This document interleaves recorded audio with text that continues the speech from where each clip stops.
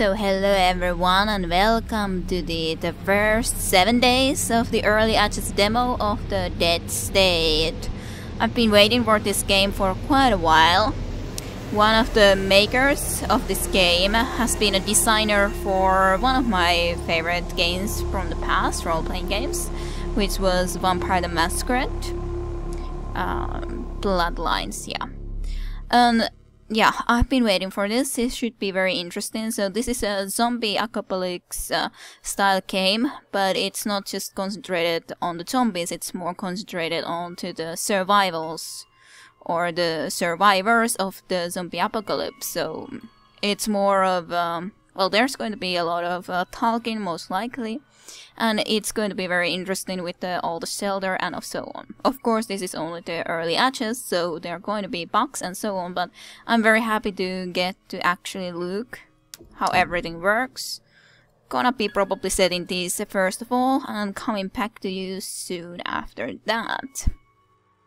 So alright, I'm back, so let us start with the demo. Shh, don't let them hear you. Don't let them hear you. Zombies have a good hearing.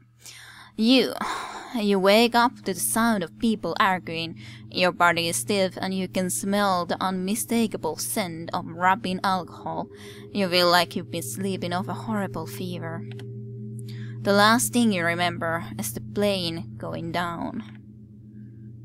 Anita. Food.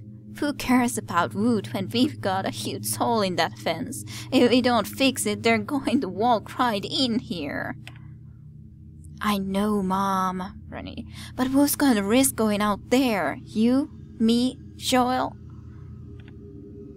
Joel, I suppose I should be the one to go, being the cop and all. Kinda be nice if someone was watching my back. Not my Rennie, that's for damn sure. Let's not panic yet, alright?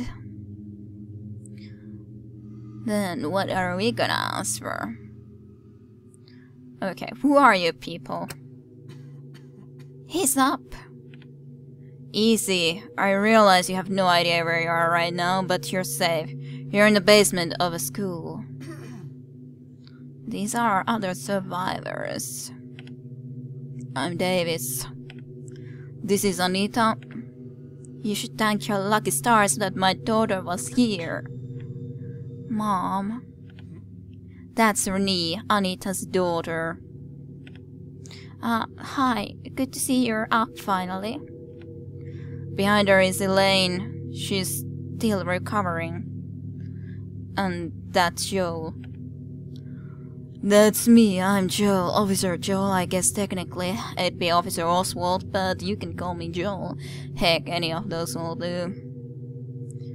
So, this isn't right. How did I get here? Do you remember the plane crash? Do you remember the plane crash?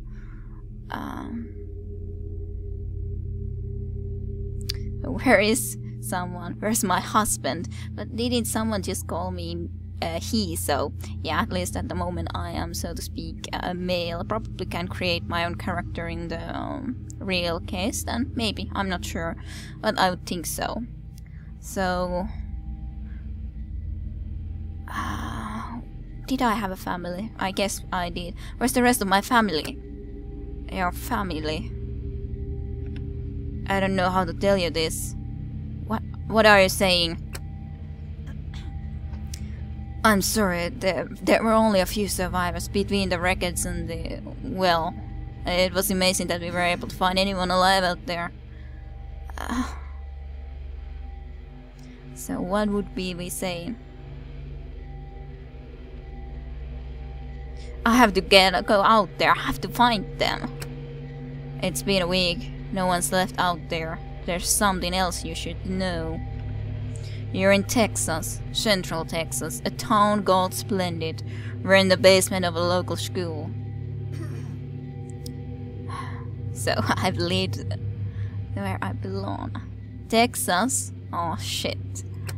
I'm sorry to tell you, but you're pretty much stuck here. We all are. But don't worry, we have food, facilities, a generator, And it's secure. Secure? What does that mean?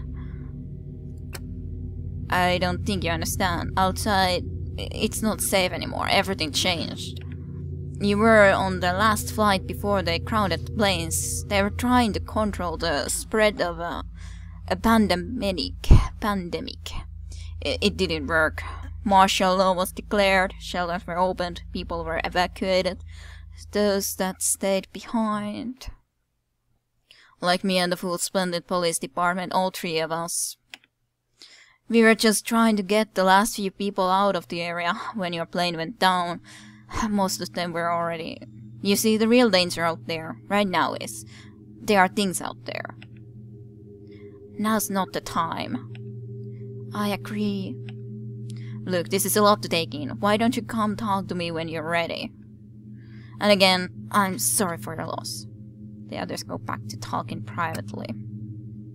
So, we are... we're Brian now then in this, at least, case. I can be scrolling. Can I? Yeah, of course that way I can move. Yes, this way I can rotate the camera. Looks pretty nice. Probably could be chatting. So where are you? You're Anita. Where is Renee? Elaine. Renee. Yeah. She was the one that found me, so I guess we could talk to her. We should see what Davis has to say. Well, we'll talk later then. What about Anita? I'll let Davis tell you what's happening. Okay. Okay, Survivor's Pack. What's in here? What do we... This is probably what we have in the Survivor's Pack, and this is basically what we have for ourselves. A little bit of bandages and sauce. I'm not sure if this guy is gonna be getting up anytime soon. So, okay. Joel Davis.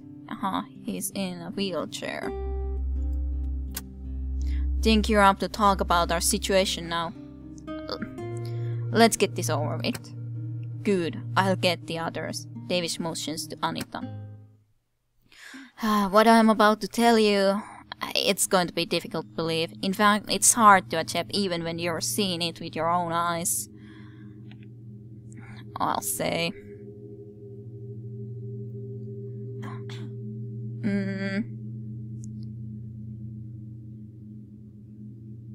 That I'm stuck in a basement where misery is the currency. Yeah, we got it out. Did we read about it?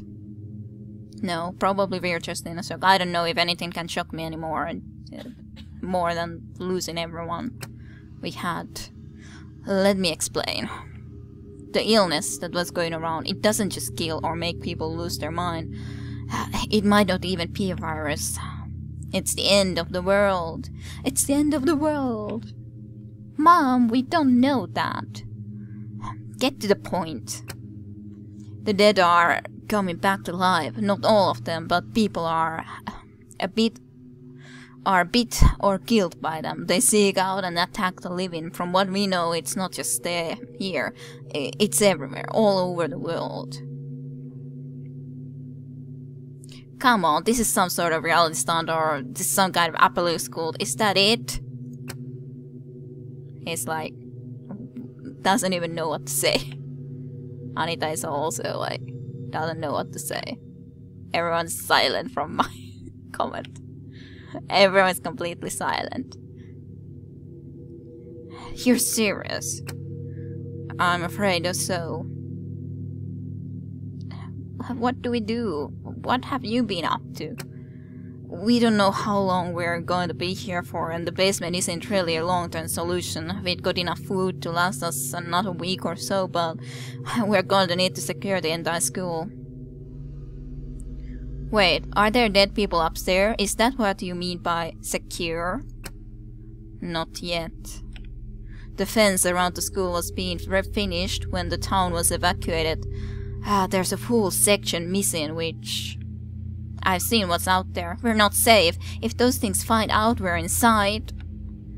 If we want to move into the school upstairs, we're going to have to finish that fence. It's not completely down. With the proper supplies, we could fix it in a day. Can't get very far. We drained the fuel in the cars to power the generator. There's a hardware store over at the Lano. I'm not sure. It's a bit of a wall, but it's our best bet. You're going to want to bring back a toolbox and as many spare parts as you can. Getting that fence up is our only option. I know this is a lot to ask, especially given all you've been through, but we really don't have a choice.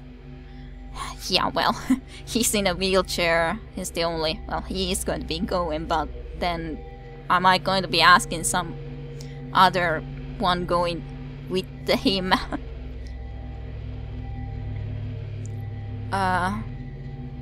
Hardware store. Okay. I'm not sure, but I think I can do that. Okay. You know, I'd feel a bit better about this if we had a third person. I still remember the last time we went outside of Splendid. We're going to need someone to stay here and help me secure the windows and doors upstairs, but I can't volunteer anyone else. Don't even think about taking my Renee. There's no way I'm letting my little girl go out there. Mom, please, I can take care of myself. And what if someone gets hurt? I'm the only one here with any medical training. Take me if you have to. I don't want to have to fight, but you don't drive a big rig for 10 years without learning how to bust some heads. Oh no, you don't, Mom. If anything happened to you... Okay, then we are making a decision who is going to be coming. I need a medic. Renee is coming with us. I'm just gonna be thinking logically.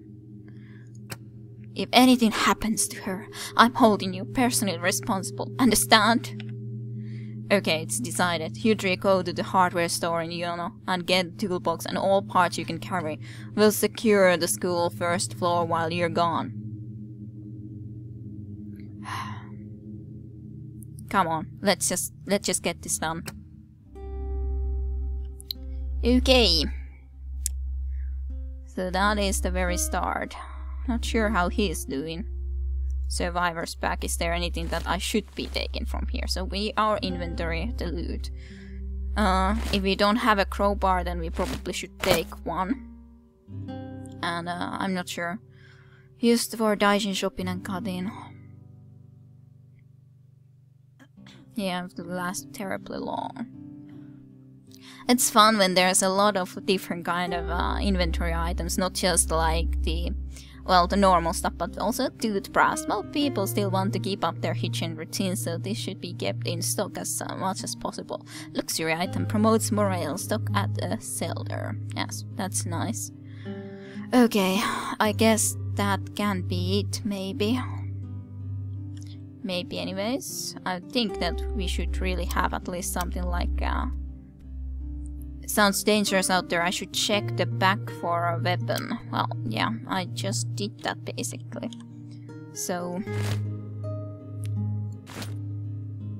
Crafted from a medium carbon steel, this is an average crowbar. Sturdy and capable, while not flashy or especially efficient at dispatching enemies, it nonetheless is a solid weapon and assists in opening sealed containers to boot. Somehow holding this weapon both makes you feel tough and slightly nerdy. Slightly nerdy, okay. There wasn't anything else in here, I would guess, other than the survivor's pack nonetheless. Well, I could open the door into somewhere else in here, but I don't know if there's anything in here. Basement shelf. There might be something useful in here, I guess. The man is alive but unconscious, yeah. So he might also be useful later on, but he's still unconscious at this very moment. We were probably resting on this bed. There's parts. A collection of parts used in construction and repairs. Nice. We can be keeping up what we actually have. Pressing the wrong button to try to move. And yes, double clicking we run. That's nice. Is there anything in here? Nope. Okay, I think this will do. Go. Okay then.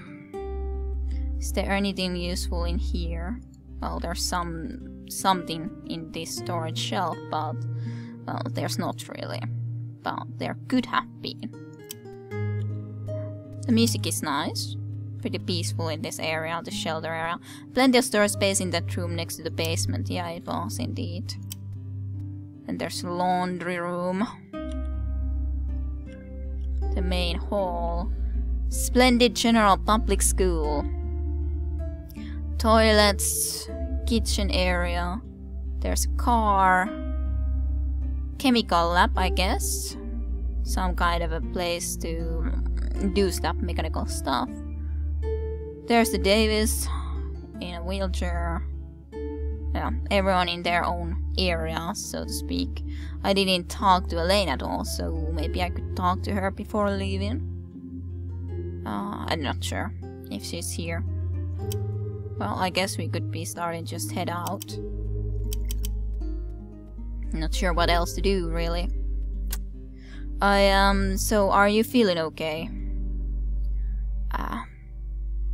I just lost everything. How do you think I feel? Sad? Forget it. If you don't know how I feel, then just forget it. Just answer my questions. Sure. So how did you get here? That's a tale. Met a girl in San Angelo, drop out for her. She kinda made a mess out of our finances. Left me with a lot of bills anyhow. I just started being a cop 2 months ago. Mom told me to go back to school. I joined the force, and now when am I? And now where am I? Back in school anyway. Yeah, right. No, I meant how did you come in here with everyone else? Oh, well, I was helping with the town evacuation, looking for people who might not have gone to the state emergency shelters. Me and the sheriff, that'd be Sheriff Reinhardt, were on patrol when we heard about the plane crash from Vic, that'd be Deputy Castillo. Davis radioed at Vic when he heard the pilot's distress call. Vic got there before we and the sheriff. He said there were a few survivors and a few not quite survivors. By the time we got there, it was just Vic and you and the others from the plane. With all these people at the school, the sheriff knew we needed help, so he and Vic went off to get backup. They left me behind to keep the school safe. Been a while since they left, but I just know they're going to be back any day now, with a bunch of state troopers in tow. Yeah, I'm not sure I would trust that, to be honest. Speaking of the school, anything you think would make it better? Let's see, guess I would feel a lot better if that fence was sturdier. Nevermuch did a good job of keeping the middle school students from busting in and rearranging the letters on the bulletin board. I still don't know what's funny about a rusty drums though, trombone. Another question.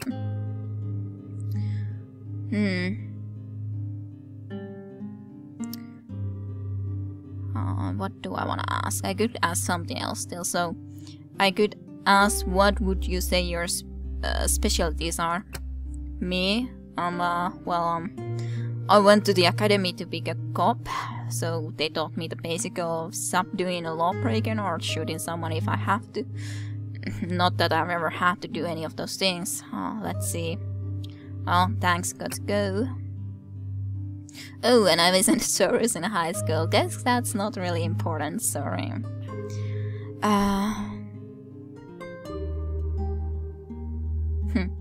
You said you never shot your weapon. Would you be willing to part with it? My gun? Are you serious? That's like the first thing they teach you at the cop school. Never loan out your gun, Joel. I mean, heck no. Fine, you keep it. I'm going to see if I can find another one. I just asked. I wasn't meaning that I would necessarily take it, but I was just asking, you know. Looks like a nurse station, not really much use for if you're serious though. Afraid I used the last of our medical supplies on you.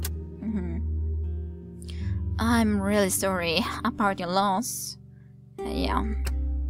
I don't really know what I would do if I lost Mom. How's your head? It's fine. I did the best I could. Thanks, I'm grateful. It was nothing. Well, it was. You were pretty beat up, but I'm just glad I could help.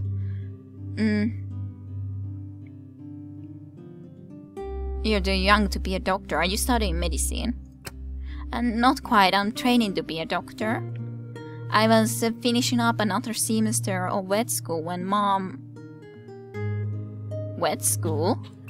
Yeah, veterinary medicine actually. I'm not really trained on humans. I keep telling people that, but they keep treating me like a doctor and it's terrifying. Well, good to know. Let's talk about something else though. So how did you get here? I was at school when Mom just showed up. She was worried about my safety. I guess most people were, but we were too busy with school to notice. Anyhow, Mom, she's a truck driver. She wanted to drive us back to New Mexico. We'd got family there. It was more secure than Baton Rouge anyhow. Mom's breezed the route plenty of times before, but with all the traffic and then Dallas being cut off, well, we were forced onto the back roads. We were almost out of gas and Mom was trying to find help on the radio. That's when Davis told us about school. The splendid police brought us here when the truck died a few miles out. Well, we've been here ever since. So, what would you think would make this place better? I think I feel better if we took in some more people. There's got to be others out there looking for shelter. There's plenty of room here. I should get on that, see ya. True enough. But yeah, everyone have their own opinions and all that. So, how do I actually leave from here then? Wonder. Well, we could talk a little bit more. Looks out there tracking everyone's work on the board. What is it? Anything that would improve your mood? I would love some deodorant, especially if we're rationing water, and I'm a sucker for chocolates. Well, I'll go look for some, I guess. Any other people around here somewhere that I could chat to a little bit? Well, this guy is here. Not sure where the one other girl was. Hey, come on in. There's shutter on the radio, okay. Interesting. How can I help? Well, can I ask you a question? Of course. So what else can you tell me about the weeks before I got here? Well, it all happened rather quickly, to be honest. One day the news was reporting about a mystery illness. The next day they were talking about travel restrictions and civil unrest. All of a sudden the nation was under martial law and major cities were being evacuated. Like most people, I didn't really believe the dead were coming back to life until I saw it for myself. I guess that's how it got on this bad. We're dealing with it as best we can. For a town this size, I'd like to hope the rest of the world is doing the same. I see. Thanks. That's it for now. There's Saturn on the radio. Where's their radio? There. Radio. If you're just joining us, you're listening to Lane on the fast lane here on the KHA key. KHA key, yeah. Entering its head day of broadcast, bringing you the latest news and the recent signs of what might be the end of the world. Earlier we heard Squirrel Jelly with Someone Left the Light On, and before that we heard the sound of me eating a protein bar. Yum. Yawn. Now on to the serious business. I just got a report on the emergency system and this is very important. Echo effect. Pay very close attention to this. This is a bulletin straight from the Federal Emergency Management Agency, and you know me, I'm not a serious guy, but this just might save your life. According to this, wait, let me just read this part. Antibiotics taken daily will control but not cure the infection. Infected individuals that take daily doses of the antibiotics will not show any symptoms nor progression of the disease. So if you're listening to me and you know how to get antibiotics, I highly advise you keep a stash on hand for emergencies. It just might save your life. I repeat. And it continues. The DJ continues to repeat the same announcement. Oh, yeah, then antibiotics would sure come in handy. So, how do we actually leave from here? But I have a weapon. Okay. How do we get the group to leave? Is it like just going into here? I hope it works. There could be some bug too involved, of course.